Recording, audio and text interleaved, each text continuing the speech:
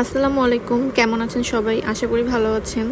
আমার স্টাডি ব্লগে সবাইকে স্বাগতম। প্রথমে আমি একটু স্কিন কেয়ার করে নিচ্ছি। এখানে কিছু কোরিয়ান সিরাম আমি ইউজ করি। খুব লং টাইমের জন্য আজকে পড়তে বসবো।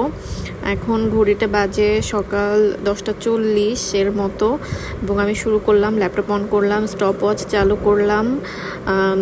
মোটামুটি 5 ঘন্টার মতো পড়বো। 5 ঘন্টার পর একটা প্ল্যান আছে, সারাদিনই টেবিলে থাকবো এবং এত লং টাইমের একটা পড়াশোনার চিত্র আপনাদেরকে দেখাচ্ছি 2 মিনিট 24 সেকেন্ডের মধ্যে। আশা করি আপনাদের ভালো লাগবে। গত বিসিএসে 46তমতে সামান্য কিছু ভুলের জন্য আসলে আমার টেকা হয়নি। দেখতেই পাচ্ছেন বইতে অনেক দাগানো। এর আগের বারও অনেক পড়াশোনা করেছিলাম, বাট হয়তোবা ভাগ্য সহায় হয়নি।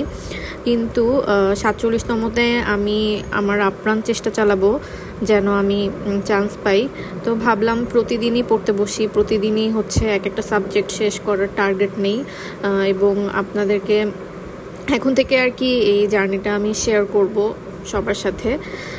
আমি প্রতিদিন কি পড়ছি, যেমন আজকে হচ্ছে যে রানা ঘোষ স্যারের সাহিত্য কথা যে বইটা আছে, ওই বইটা থেকে আমি এখন কাজী নজরুল ইসলাম আর রবীন্দ্রনাথ ঠাকুরকে এই দুইজনের সকল সাহিত্যকর্ম পড়ব আজকে সারাদিন। এটা অনেক লম্বা, সবাই জানেন, এটা শেষ করতে অনেক টাইম লাগে।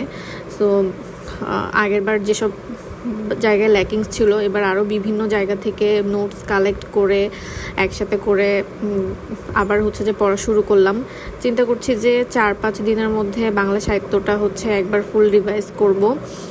তো এখন হচ্ছে যে পড়ছি you can see the time, মানে সকাল থেকে প্রায় বিকাল হয়ে গেছে, তারপরে পড়ার টেবিল থেকে উঠি নাই, পড়তেই আসি।